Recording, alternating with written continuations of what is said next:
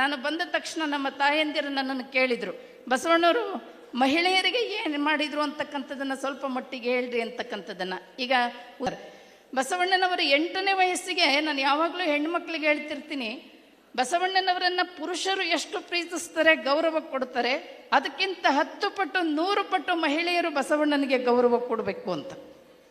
ಯಾಕೆಂದರೆ ಇಡೀ ಜಗತ್ತಿನಲ್ಲಿ ಪುರುಷರಿಗೆ ಎಷ್ಟು ಹಕ್ಕು ಬಾಧ್ಯತೆಗಳಿದೆ, ಅವಕಾಶಗಳಿದೆ, ಸಮಾನತೆ ಇದೆ. ಅದನ್ನು ಮೊಟ್ಟ ಮೊದಲು ಪುರುಷರಿಗೆ ಇದ್ದಷ್ಟು ಹಕ್ಕು ಬಾಧ್ಯತೆಗಳನ್ನು, ಸಮಾನತೆಯನ್ನು ಈ ಜಗತ್ತಿನಲ್ಲಿ ಯಾರಾದರೂ ಕೊಟ್ಟಿದ್ರೆ ಅದು ಬಸವಣ್ಣನವರು ಒಬ್ಬರೇ.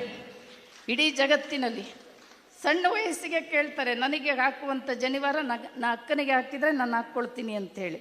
ಆಗ ಮನೆಯವರೆಲ್ಲ ಅಗ್ರಹಾರದವರೆಲ್ಲ ಹೇಳಿದರು, ಬಸವಣ್ಣ ಇದು ಮೊದಲಿಂದ ಸಂಪ್ರದಾಯ ಹೀಗೆ ನಡ್ಕೊಂಡು ಬಂದದೆ, ಹೆಣ್ಣು ಶೂದ್ರಳು, ಅವಳಿಗೆ ಸಂಸ್ಕಾರವನ್ನು ಜನಿವಾರವನ್ನು ಹಾಕ್ಲಿಕ್ಕೆ ಬರೋದಿಲ್ಲ ಅಂತ ಕೇಳಿದಾಗ, ಯಾಕೆ ಅಂದರೆ ಆಕೆ ಮುಟ್ಟಾಗ್ತಾಳೆ ಅಂತ. ಸರ್ವಜ್ಞ ಹೇಳ್ತಾನೆ, ಮುಟ್ಟಾದ ಒಲೆ ಒಳಗೆ ಹುಟ್ಟುವುದು ಜಗವೆಲ್ಲ, ಮುಟ್ಟೆಂದು ತೊಲಗುವ ಹಾರವನ್ನು ಹುಟ್ಟಿರುವುದೆಲ್ಲಿಂದ ಸರ್ವಜ್ಞ ಅಂತಾನೆ. ಮುಟ್ಟು ಕಂಡವಳನ್ನು ಮುಟ್ಟಲೊಲ್ಲರು ನೋಡ, ಮುಟ್ಟು ತಡೆದು ಹುಟ್ಟುತಿಹ ದೇಹವನ್ನು ಮುಟ್ಟುತಿಹರೇಕೆ ಸರ್ವಜ್ಞ. ಅದೇ ಮುಟ್ಟು 9 ತಿಂಗಳು ತಡೆದು ನಾನು ಹುಟ್ಟಿದ್ದೇನೆ, ಪುರುಷ ಹುಟ್ಟಿದ್ದಾನೆ, ನಾನು ಶ್ರೇಷ್ಠ ಮಹಿಳೆ, ಜನ್ಮ ಕೊಡ್ತಕ್ಕಂಥವಳು ಕೀಳು ಅಂತಕ್ಕಂಥದ್ದನ್ನು ಬಸವಣ್ಣನವರು ಒಪ್ಪೋದಿಲ್ಲ. ಅವಾಗಲ್ಲೆಲ್ಲ ಅಗ್ರಹಾರದವರು ಹೇಳಿದರು, ಬಸವಣ್ಣ ನೀನಿವುದು ಸಂಪ್ರದಾಯ ಹೀಗೆ ನಡ್ಕೊಂಡು ಬಂದದೆ, ಈ ಎಲ್ಲ ಹಕ್ಕುಗಳನ್ನು ಕೇಳಕ್ಕೆ ನೀನ್ಯಾರು, ಕೊಡಲಿಕ್ಕೆ ನಾವ್ಯಾರು, ಮೊದಲಿಂದ ಹೇಗೆ ಬಂದದ ಆ ರೀತಿ ನೀನು ನಡಿಬೇಕು.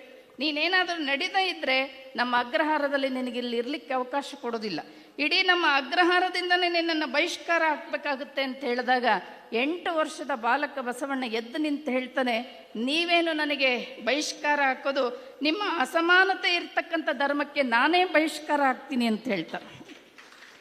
8-9 ವರ್ಷದ ಬಾಲಕ ಬಸವಣ್ಣ ಮನೆಯನ್ನು ಬಿಟ್ಟು ಕೂಡಲ ಸಂಗಮಕ್ಕೆ ಬರ್ತಾರೆ. ಯಾರ ಸಲುವಾಗಿ ಬಿಟ್ಟು ಬಂದರು ರೀ ಬಸವಣ್ಣ? ಮನೆ ಯಾರ ಸಲುವಾಗಿ ಬಿಟ್ಟು ಬಂದರು? ಹೆಣ್ಮಕ್ಳಿಗೂ ಧಾರ್ಮಿಕ ಸ್ವಾತಂತ್ರ್ಯವನ್ನು ಕೇಳಿ ಅದು ಸಿಗದೇ ಇದ್ದಾಗ ಈ ಅಸಮಾನತೆ ಇರ್ತಕ್ಕಂಥ ಧರ್ಮ, ಬಸವಣ್ಣನವರು ಬಸವಾದಿ ಪ್ರಮುಖರು ಕೊಟ್ಟಂಥ ಮಾತುಗಳಿಗೆ ವಚನಗಳು ಅಂತ ಕರೆದ್ರು. ವಚನ ಅಂದರೆ